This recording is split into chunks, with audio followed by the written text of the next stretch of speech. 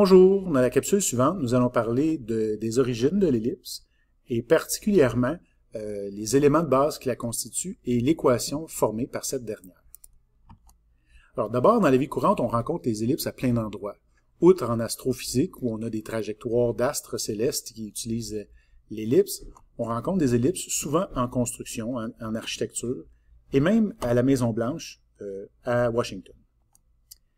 La définition d'une ellipse est quand même assez particulière, mais à la fois simple. Comme vous pouvez le lire, c'est l'ensemble des points dont la somme des distances à deux points fixes est constante. Donc, l'ellipse, une fois formée, elle a l'air de ceci. Il faut comprendre que les foyers qui sont indiqués dans la définition, ben, ce sont ces deux points-là. Ils sont toujours situés sur le même axe, les deux foyers. On les appellera F1 et F2. Donc, tous les points qui appartiennent à l'ellipse ont le total de leur distance à ces foyers-là qui est constante. Donc, ce premier point P-là, si je fais la distance entre F1 et entre P et F2, ben, je vais obtenir une certaine quantité. Eh bien, tous les autres points de l'ellipse vont respecter cette distance qui va être constante. Alors, si je prends un second point ici, ben, je pourrais calculer la distance entre P et F1 et P et F2 et découvrir que la distance totale parcourue serait la même. C'est ainsi qu'on définit une ellipse. Il faut savoir aussi que dans une ellipse, afin d'avoir une équation, ben, je vais devoir utiliser des paramètres qui vont venir changer la forme de l'ellipse. Le premier paramètre qu'on va utiliser, ben, c'est celui qui qualifie le demi-axe horizontal. Donc, l'axe horizontal, ça serait d'un sommet horizontal sur l'axe des X à l'autre, mais le demi-axe horizontal, ben, ça serait la moitié. On partirait du centre jusqu'au sommet situé à droite ou à gauche, on le verra un petit peu plus tard tantôt. On aura aussi un demi-axe vertical, ben, ça va être la même chose, on part du centre et on se rend jusqu'au sommet vertical qui est situé au-dessus. Et on va l'appeler celui-ci B. Donc, comme je l'ai dit, on peut parler d'une distance entre le centre et les sommets, soit horizontalement, soit verticalement. Et il ne faut pas oublier que c'est bon dans les deux sens. On peut partir vers la gauche ou vers la droite pour A, même chose pour le B, vers le haut ou vers le bas.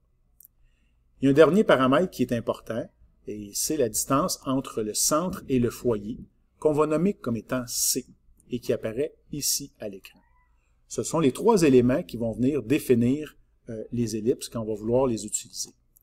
On va également appeler C la distance focale en lien avec ce qui est fait en physique. Donc, lorsqu'on a une ellipse et que le demi-axe horizontal est plus grand que le demi-axe vertical, ben on va avoir la situation classique comme on a vu précédemment. Par contre, il n'est pas impossible que le demi-axe vertical soit plus grand que le demi-axe horizontal. Donc, que B soit plus grand que A. Dans ce cas-ci, ben, on aura une ellipse qui sera plutôt verticale, donc qui sera plus haute que large, si on peut dire. Mais le plus important là-dedans, c'est qu'à ce moment-là, les foyers vont suivre. Les foyers seront donc toujours situés sur l'axe le plus grand, qu'il soit horizontal ou vertical. Maintenant, on va essayer de savoir quelle est la fameuse distance qui sépare P de ces deux foyers, qui pour l'instant est identifiée par K comme étant une constante. Pour découvrir avec plus de précision cette constante, ben, on va refaire le même exercice qu'on a fait tantôt, c'est-à-dire que la distance entre F1, F2 et le point P, mais cette fois-ci en prenant un point bien plus spécifique, c'est-à-dire le point P complètement à droite. Alors, si j'essaie de trouver la distance entre P et F1, ben, je vais me servir des paramètres qu'on vient d'établir ici, et en mauve, je fais apparaître la distance entre P et F1. Si j'utilise les paramètres A, B et C, ben, je me rappelle que de F1 au centre, c'est C, et du centre jusqu'à l'autre extrémité à droite, ben, c'est A. Donc, la distance entre P et F1 sera identifiée par C plus A. En rose, je vais mettre la distance entre P et F2, qui celle-ci est beaucoup plus courte, mais que ça calcule également en utilisant les paramètres C et A. En effet, je vais faire la différence entre le demi-axe horizontal et la distance focale. Donc, A moins le petit c. Donc, la somme de ces deux éléments-là va me donner la distance que parcourt P pour se rendre à chacun des foyers. Alors, notre fameux K, qui deviendra, si on additionne les A avec A et C avec moins C, 2A. Autrement dit, dans une ellipse horizontale, le total parcouru par la distance de P à chacun des foyers sera résumé par 2A. Ce lien-là va devenir important puisque si on place cette information-là d'une façon bien particulière. Par exemple, en utilisant un point P qui serait au sommet supérieur, et que j'essaie de faire la distance entre P et chacun des foyers. Comme la situation est symétrique, je vais pouvoir affirmer que la distance entre P et F1 sera égale à celle entre P et F2, à savoir A chacune. Cette information va devenir très importante, puisqu'en réalité, on va retenir que A est un lien intéressant entre C et B. Vous le voyez, ça va former un lien qui est celui de Pythagore. A à la 2 va être égal à B à la 2 plus C à la 2. Et oui, il ne faut pas se tromper. Le A en question, c'est le même A qu'au début, c'est-à-dire la distance entre le centre et le sommet vertical. Ou si tu préfères, le demi-axe vertical. Faites attention, lorsqu'on va être dans une ellipse dite verticale, comme vous voyez, A et B qui sont positionnés ici, quand on va vouloir faire le lien entre A, B et C, il va falloir s'imaginer que dans le fond, le A qui est là va rester pareil, le C, ça va être la distance focale, et un peu à l'image du A de tout à l'heure, notre B va venir se positionner comme hypoténuse. Autrement dit, la formule de Pythagore utilisée pour calculer le lien entre A, B et C va changer d'une ellipse à l'autre. Pour l'ellipse horizontale, c'est le A qui est le plus grand côté, donc c'est lui qui va être seul de son côté d'égalité. Et pour l'ellipse verticale, c'est B qui va être le plus grand côté. On a juste à s'imaginer quel est le plus grand des trois côtés et le mettre seul à gauche de l'égalité de Pythagore. Maintenant, cette information-là va devenir cruciale puisque c'est elle qui nous aurait permis, avec un n'importe quel point, de déterminer l'équation d'une ellipse. En effet, si on prend la formule de la distance entre PF1 et PF2, qu'on sait maintenant être 2A, on aurait pu, en utilisant les informations, calculer spécifiquement les coordonnées de chaque point et ensuite déterminer l'équation. Donc, la distance entre P et F1, on pourrait faire la formule de la distance entre deux points en utilisant le point moins CO. C, ce sont la distance focale, donc on s'en sert encore, et n'importe quel point x, y. Donc, la formule de distance entre deux points pourrait être utilisée ainsi. Ça serait équivalent à 2A.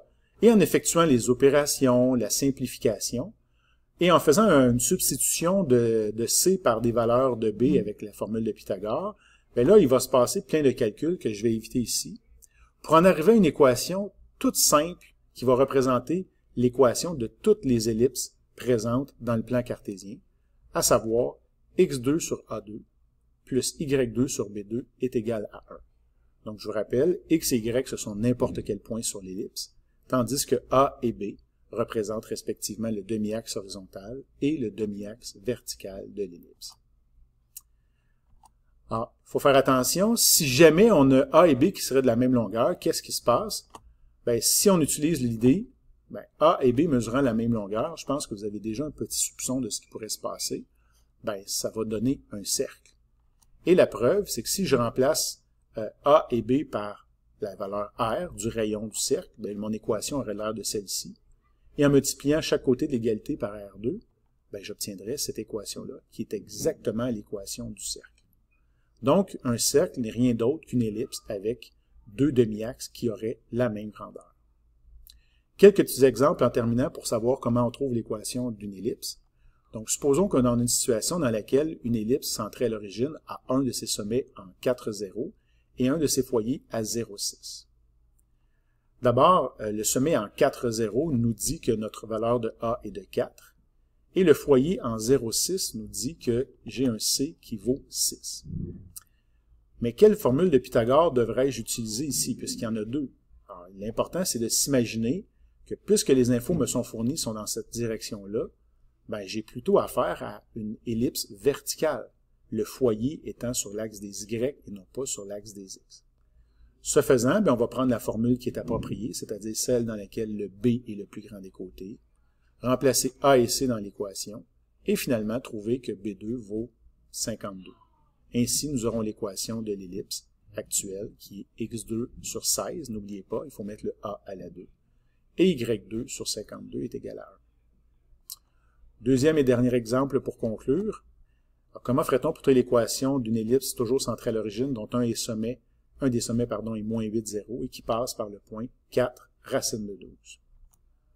Donc, première information, moins 8, 0 me dit que A vaut 8 et j'ai l'information que X et Y valent respectivement 4 et racine de 12. Ben, si je n'ai pas le C ou le B, mais quand j'y pense bien, je vais remplacer le point X, Y comme on l'a déjà fait dans l'équation. Et je vais mettre à calculer. Donc, 4 à la 2 sur 64, ben, ça va donner 1 quart.